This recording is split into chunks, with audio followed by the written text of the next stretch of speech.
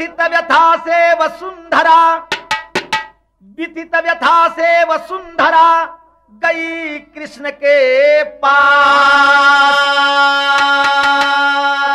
हरो कष्ट मम दया निधि दुष्टों का करनाश। तो किए प्रतिज्ञा कृष्ण ने महाभारत मैं करवाऊंगा, सुन धरती दुष्टों को मारकर तेरा भार घटाऊंगा।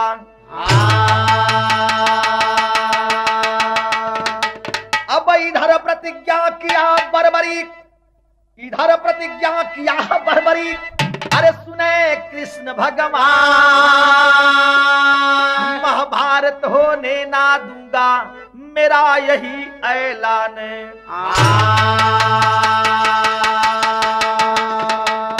भाई साहब, ये उस समय की बात है जब पाप से दब करके धरती माता जा करके भगवान कृष्ण के सामने अर्ज लगाने लगते हैं कि नाथ मेरा उद्धार कीजिए, बड़े दुराचारी बढ़ गए हैं धरती पर, सहन नहीं होता है पाप।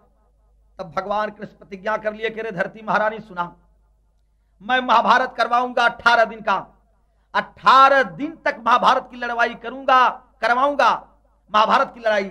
और उसमें जितने भी दुराचारी होंगे, जितने भी राक्षस होंगे, जितने भी इस प्रकृति के होंगे, सबको जान से मारा जाएगा, सबका वहां जो है लड़ाई में संहार होगा।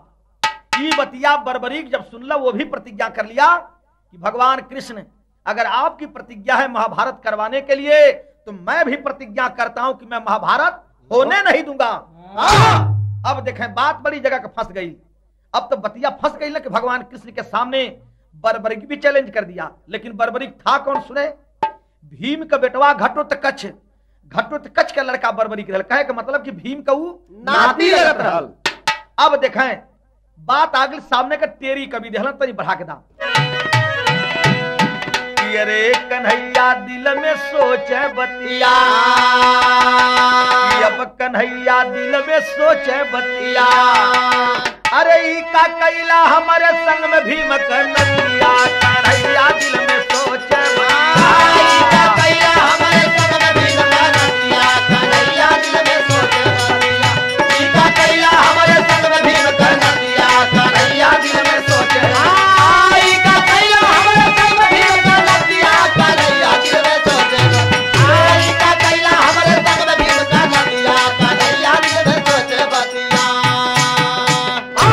भगवान कृष्ण भी बर्बरीक से डरते थे भाई साहब, इसलिए कि उसके पास 3 बाण वरदानी थे। कभी कभी लोग प्रमाण देते हैं कि वो तीनों बाण उसके माता पिता द्वारा प्रदत्त थे खुश होकर के, और कहीं कहीं प्रमाण मिलता है कि भगवान शंकर उसे आशीर्वाद में वर में 3 बाण दिए थे। तो बर्बरीक कितना भारी योद्धा था कि वो 3 बाण वरदानी उसके पास थे। एक बाण पर वो बैठता था, दूसरे बाण से अपनी रक्षा करता था, और तीसरे बाण से यदु का संहार करता था। तो तीनों बनवन से भगवान कृष्ण के भी डर रहल। तो कभी क्या थोड़ा लिखे के पड़ल का कि अरे बेटा, कभी लिखलन का कि अरे बिकल हो या कर कृष्ण जी सोचे।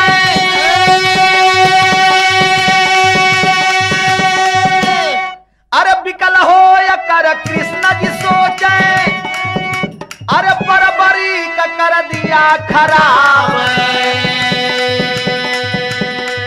अरे बखेड़ा छेड़ा मेरे साथ में, अरे बखेड़ा छेड़ा मेरे साथ में। अरे नहीं जरा कर दिया जवाब। अरे बगल झांकना बहुत बुरा है, अब बगल झांकना बहुत बुरा है। नष्ट भ्रष्ट कर दिया रुबाब। अरे बाघ शेर का फेर नहीं, वह बर्बरी का बन गया नवाब। बर्बरी का बन गया नवाब। बर्बरी का बन गया नवाब। अरे बर्बरी का बन गया नवाब। अरे बर्बरी का बन गया नवाब।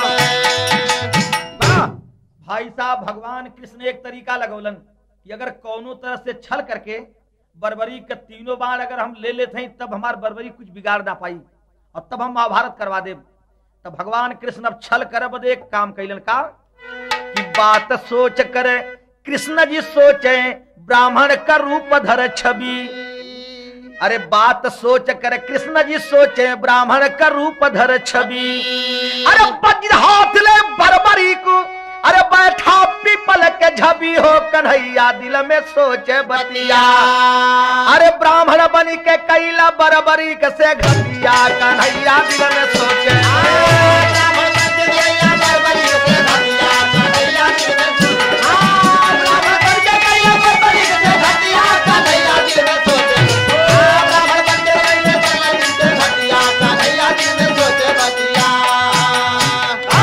ब्राह्मण बनी के कैले बरबरीक से घटिया। भगवान ब्राह्मण का रूप पकड़ करके झोली वोली टांग करके लोटा डोरी लेकर के चंदन टीका लगा करके वही तरफ चल दहलन जहां एक पीपल के वृक्ष के नीचे मैदान में प्रतिज्ञा करके अपने तीरों बाण को रख करके बरबरीक बैठा था कि मैं महाभारत होने नहीं दूंगा। अब भगवान कृष्ण जो है ब्राह्मण का रूप बना करके उसी रास्ते से गुजरते हैं जिस स्थान पर बरबरीक पीपल के वृक्ष के नीचे बैठा था।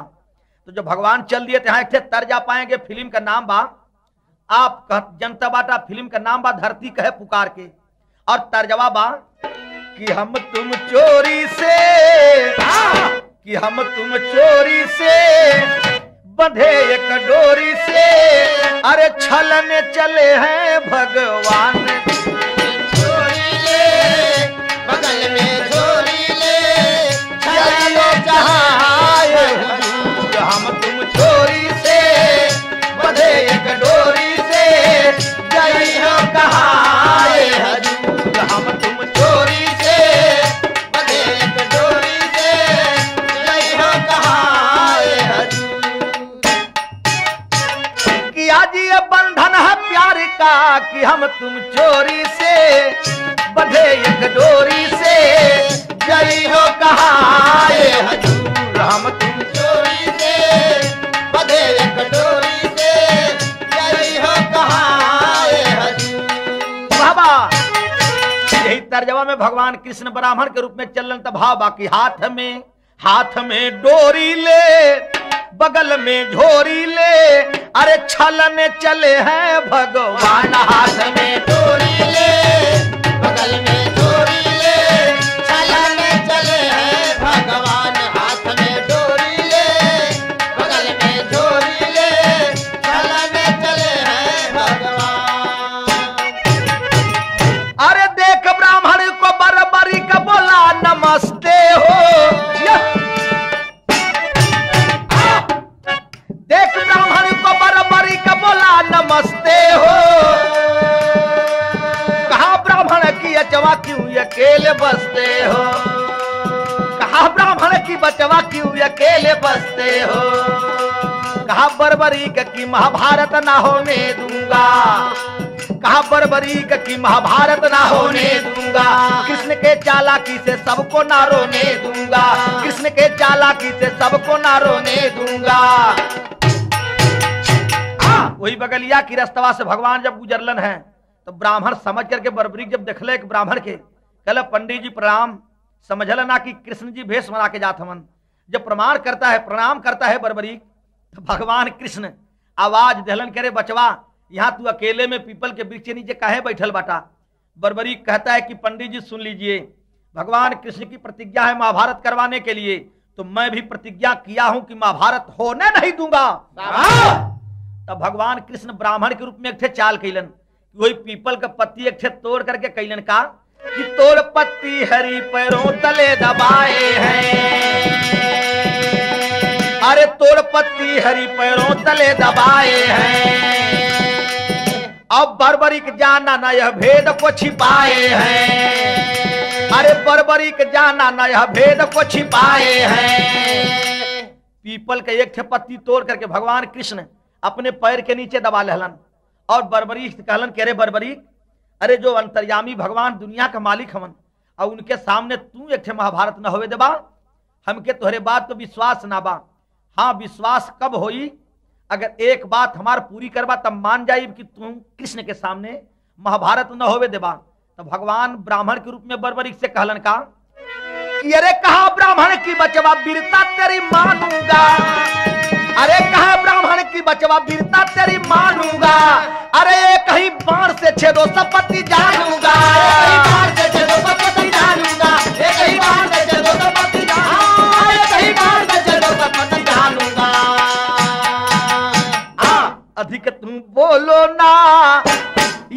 से डोलो ना, अरे छलन चले हैं भगवान हाथ में। बोलो ना, यहाँ से डोलो ना, छलने चले हैं भगवान। अधिक तुम बोलो ना, यहाँ से डोलो ना, छलने चले हैं भगवान। भाई साहब कहलन की बचवा अगर अपने एक बाण से एक ही वार में पीपल का अगर पूरी पत्ती छेद देबा तब मान जाए कि कृष्ण के सामने तू महाभारत न होवे देबा। तब भगवान के ये बात पर नाज रहल, गर्व रहल, घमंड रहल कि सब पत्ती अगर एक बाण एक बार में छेद भी देई तो हमारे पैर के नीचे जो पत्ती दबल बा ई पतिया तो बच जाई। लेकिन बारे बहादुर बरबरी किया क्या भैया कि अब बेटा घटो तक कच का बरबरी कहे बाण ले उठब। तो बेटा घटो तक कच का बरबरी कहे बाण ले उठब। अरे बेडर मारा बाण खींचो अब ब्राह्मण खड़ा बेढब हो। कन्हैया दिल में सोचे बतिया, अरे चक्कर काट बाण छेदेला सगरो पतिया। कन्हैया दिल में सोचे चक्कर काट बाण छेदेला सगरो पतिया। कन्हैया दिल में सोचे, चक्कर काट बाण छेदेला सगरो पतिया। कन्हैया दिल में सोचे बतिया। अब बरबरी की बात धनुष बाण चढ़ा लिया और धनुष पे बाण चढ़ा करके टंकार करके स्मरण करके मार देता है बाण। और जब मार दिया बाण तो बाण छेदल कितना पत्ती सुन ला कि अरे पूरी पत्ती छेद बाण, पूरी पत्ती छेद बाण तब गया जमी पर पूरी पत्ती छेद बाण तब गया जमी पर अरे घुमरी के छेदा पैर की पत्ती तालू गया छेदाय। भाई साहब ऐसा बाण चलाया बरबरी कि पीपल की पूरी पत्तियों को छेदते हुए बाण जमीन पर आ गया। भगवान जो पैर के नीचे अपनी पत्ती दबाए थे उस पत्ती को छेद करके भगवान के पैर में थोड़ा सा बाण जब बरबरी के चुभल हो तब तो भगवान वही बनवन के छला बदेगा ललन मौका पागिलन। और मौका पागिलन देखा छल से वहां कहत का बाटन बरबरीक से एक थे तरज बा और तरजवा बड़ी कचाका आ गई भैया। तरज है बा कि अरे मुझसे तुझसे प्यार रस्ते रस्ते, बड़ी पुरान तरज बा भैया कि अरे मुझसे तुझसे प्यार रस्ते रस्ते, अरे पायल की झनकार रस्ते रस्ते।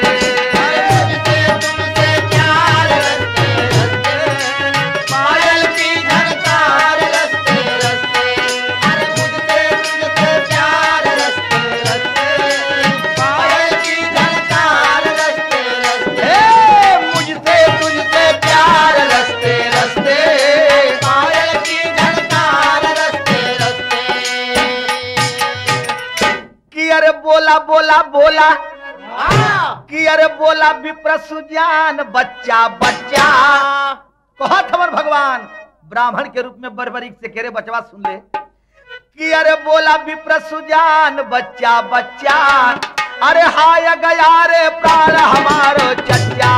अरे बोला विप्र सुजान बच्चा बच्चा, हाय गया रे प्राण हमारो बच्चा। अरे बोला विप्र सुजान बच्चा बच्चा, हाय गया रे प्राण हमारो चच्चा।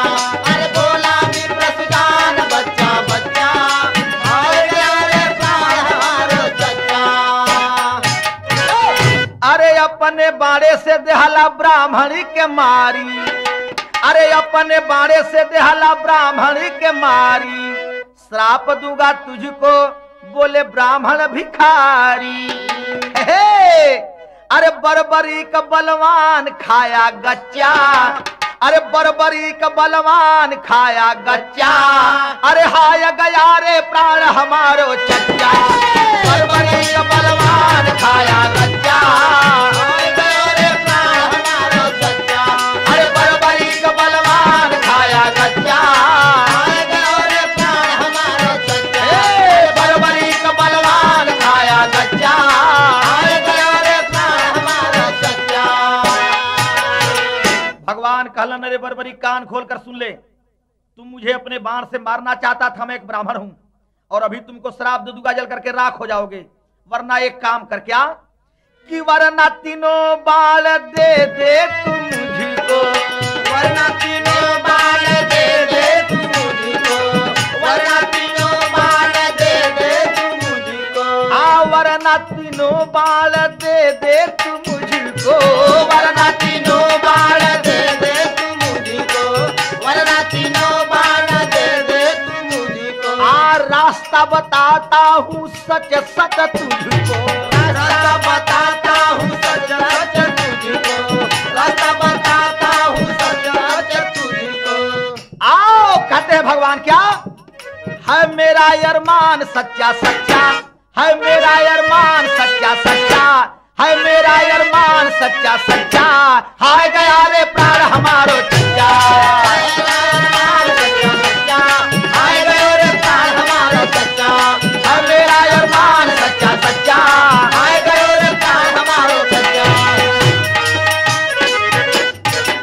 अरे बचवा, अगर तीनों बनवा हमके दे देबा तब तो के हम माफ कर दे, वरना भाई श्राप दे करके जला के राख बना दे। अब देखें ब्राह्मण समझ करके बेचारा बर्बरीक समझा नहीं, डर गया और तीनों बाण दे दिया भगवान कृष्ण को। आज जब तीनों बाण भगवान कृष्ण को देता है तो एक तरज मिलल। अब कन्हैया जी जब तीनों बाण पा गईलन तो डर छूट गई। बर्बरीक से जब डर छूट गई तो वो समय कवि जी के एक भाव लिखे के पहले एक तरजबा, अब तर्जबा है बा तनिक बढ़ा दा मास्टर। आए तरज है बा छपरा के 36 लट्ठा उत्तर का तरजी बा, छपरहिया, लेकिन कभी कभी एक लोग भोजपुरी में बना के तनिक बदल दिलन मास्टर। अब बदल के कहे कैसे कि अरे मुआवत बा मुआवत बा मुआवत बा मुआवत बा मुआवत बा कि अरे रतिया सूतना से जरिया तरसावत रतिया सूते ना से जरिया तरसावत बा, रतिया सूते ना से जरिया तरसावत बा, रतिया सूते ना से जरिया तरसावत बा। अरे बोला लबा बोला लबा बोला लबा बोला लबा बोला लबा, अरे राजा जी निगी कय अपने खोलल बा, राजा जी नगी कया अपने खोलल बा, राजा जी नगी कया अपने खोलल बा, राजा जी नगी कया अपने खोलल बा। भाई साहब भगवान कृष्ण जब अपने असली रूप में आ गईलन, बर्बरीक बेचारा कहला कि भगवान आप तो अजीब तरीका से में छल्ला, अब मान गई कि आप महाभारत करवाइबा, लेकिन हमारे एक अरमान बाबू के पूरा कर दिया। तब बर्बरीक भगवान से कहल बका कि सुन सुन, अरे सुन सुन मन गुण मुरलीधर गोपाल, तेरे उंगली पे दुनिया है नाच नंदलाल, तेरे उंगली पे दुनिया है नाच नंदलाल, तेरे उंगली पे दुनिया है नाच नंदलाल। कि अरे पर्वत से राई, कि अब पर्वत से राई बनाते तुम ही हो, अब पृथ्वी के भार को घटाते तुम ही हो, पर्वत से राई बनाते तुम ही हो, पृथ्वी के भार को हटाते तुम ही हो, पर्वत से राई बनाते तुम ही हो, पृथ्वी के भार को हटाते तुम ही हो। अरे मोहन प्यारे तुमसे मेरी लागी ये ढक, मोहन प्यारे तुमसे मेरी लागी ये ढक, महाभारत में देखूं शुरू से अंत तक, महाभारत में देखूं शुरू से अंत तक, महाभारत में देखूं शुरू से अंत तक। अरे मोहन प्यारे जग से न्यारे बस यही है सवाल, तेरे उंगली पे दुनिया है नाच नंदलाल, तेरे उंगली पे दुनिया है नाच नंदलाल, तेरे उंगली पे दुनिया है नाच नंदलाल, नाच नंदलाल, अरे नाच नंदलाल, तेरे उंगली पे दुनिया है नाच नंदलाल, तेरे उंगली पे दुनिया है नाच नंदलाल। भगवान आपसे हमारे यही मंगन है कि महाभारत की लड़ाई जब आप करवाएंगे तो उसमें मैं भी मारा जाऊंगा, लेकिन एक विनती बा कि महाभारत शुरू से अंत तक हम देख लेंगे। भगवान कैलन का सुना कि बंसीधर झटकाट शीस गगनागन का पीबा। अरे टांग मुंड को वही जगह जहां महाभारत बाकी बाहो, कन्हैया दिल में सोचे बतिया। अरे भैला महाभारत सब ही का मारल मतिया, कन्हैया दिल में सोचे भैया महाभारत सब ही का मारल मतिया, कन्हैया दिल में सोचे बतिया। अरे भैया महाभारत सब ही का मारल मतिया, कन्हैया दिल में सोचे बतिया। बर्बरी का गर्दनवा काट करके जहां कुरुक्षेत्र के मैदान में महाभारत करवावे करल भगवान के, और वही जो ले जा करके जौन बाग भाई साहब मुड़िया के टांग दलन बर्बरी के कन्हैया जी, और महाभारत करवोलन तो परिणाम का भयल। 18 दिन तक हुआ महाभारत, देखा मुंड नजर से, विजय मिली पांडव के हाथे मुरलीधर के हुनर से। 18 दिन तक महाभारत की लड़ाई हुई, बर्बरी कमूरी पूरी लड़ाई देखल, विजय श्री पांडवन के हाथे लगल, और जब विजय पा करके अपने अपने गृह को आए हैं पांडव लोग, तो इन लोगों के घमंड हो गल। भीम कहे कि हमारे बल पर विजय मिलल महाभारत का, अर्जुन जी कहे कि हमारे बल पर, और यह तेरे पांचों भाई अपने में घमंड कर गईलन कि हमारे बल पर। अंत में निर्णय ही निकल कि पांचों जाने पहुंचलन कहां, कि अरे पांडव ऋषि आए। यहाँ तर्जबा बेलवैया, और तर्जबा बेलवैया बा कवि लिखलन कि अरे बुढ़वा बेईमान मांगे करैली का चोखा। बेईमान मांगे करैली का चोखा, बुढ़वा बेईमान मांगे करैली का चोखा। तनी वो हर कबतिया सुना कि अरे पांडव ऋषि आय भोरे में बोले मोहन से।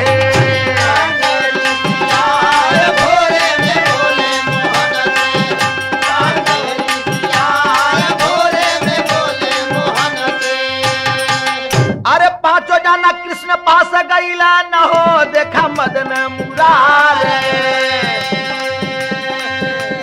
अरे ले गईला कुरुक्षेत्र बीचे,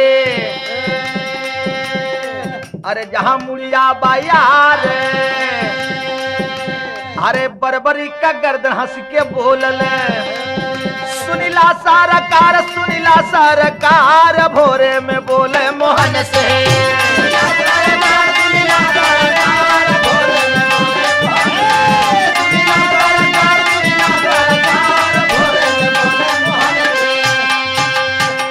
बर्बरी का गर्दन मुस्कुरा करके साफ साफ बतौल कि विजयश्री जौन बा भगवान कृष्ण के बल पर मिलल बा।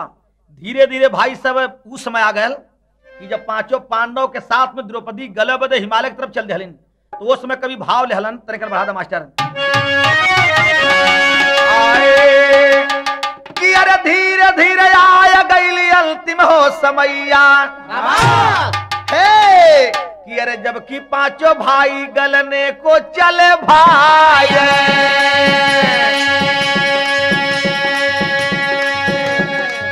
कि हाय रे समैया तू तबड़ बहाऊर ब्याटी। अरे अब जकर सिरावा हो जालू सवार। ए भैया पांचों पांडव द्रौपदी के साथ में जब आगे बढ़लन हैं, तब सबसे पहले के नंबर गले लगलिन भाई साहब कि अरे पहले सबसे गले लगली द्रौपदी गुजरिया। अरे पहले सबसे गले लगली द्रौपदी गुजरिया। हरे बोले तब भीम जी बचनिया सुनाए। अरे बोले तब भीम जी बचनिया सुनाए। सबसे पहले द्रौपदी जब गले लगलिन, तब भीम जी आवाज दहलन युधिष्ठिर से, धर्मराज भैया से, कि रे भैया धर्मराज तू तो भूत भविष्य वर्तमान तीनों काल के बात के जाने ला, ई बता दा कि सबसे पहले द्रौपदी कौन पाप के लिए पाप लगल गलत है। तो कहे कि देखा द्रौपदी का पाप यह कि हम पांचों पांडवन का औरत रहलिन, लेकिन हम लोगों में सबसे ज्यादा जो बा वो अर्जुन के मानत रहलिन, ई पाप उनके लगल। एक बाद जब पांचों भाई आगे बढ़लन, तब अरे नकुल सहदेव जब गले लगे मिलावा। अरे तब बोले भीम जी बचनिया सुनाए। अरे भैया भैया नकुल सहदेव कौन गलती कैले रहलन? युधिष्ठिर जी कहलन कि बुद्धि और सुंदरता पर इन लोगन के नाज रहल, ई पाप लगल बा। अब तीन भाई आगे बढ़लन है, तो धीरे धीरे अर्जुन गले हो लगे मितावा। तब फिर भीम पूछलन, कहे अर्जुन के अपने गांधी पर नाज रहल, अर्जुन के अपने गांधी पर नाज रहल। लास्ट में पारी भाई साहब आई लो भीम का, तब भीम जब गले लगलन तो आवाज दिलन कि भैया हमहू के बता दा। युधिष्ठिर कहलन कि तू तो भोजन भट रहला, यह पाप तोहके लगल, ज्यादा खात रहला। लेकिन भाई साहब जाते जाते धर्मराज के केवल अंगूठा गल पौल, ई कवन पाप कैलन? पाप केवल इतना कैले रहलन कि अस्वस्थामा मरो नरो वा कुंजरो, यह पपवा लगल अर्जुन जी के कि उनकर खाली अंगूठा गलल और जीते जी स्वर्ग नगरी के धर्मराज चल गेलन। तब धर्मराज का अंगूठा केवल गली पवल, जीते जी धर्मराज स्वर्ग नगरी के जा, जीते धर्मराज स्वर्ग नगरी के जा, जीते धर्मराज स्वर्ग नगरी, जीते धर्मराज स्वर्ग नगरी, जीते धर्मराज स्वर्ग नगरी को जा, जीते धर्मराज स्वर्ग नगरी को जा, जीते धर्मराज स्वर्ग नगरी को जा। जीते जी धर्मराज स्वर्ग नगरी को चल गए, ये प्रमाण मिलता है। कभी एक बात लिखलन लास्ट में परिचय देते हुए, क्या कि गुरु बिहारी गुरु गणेश यह माया थी भगवान की, राम लाल गुरु बच्चन चंद्रिका लगी ने दर्शन की। अरे कन्हैया दिल में सोचे बतिया, अरे बेचन चंद्रिका लिखलन कभी कि अरे बेचन कभी चंद्रिका शारद रखाई जतिया, कन्हैया दिल में सोचे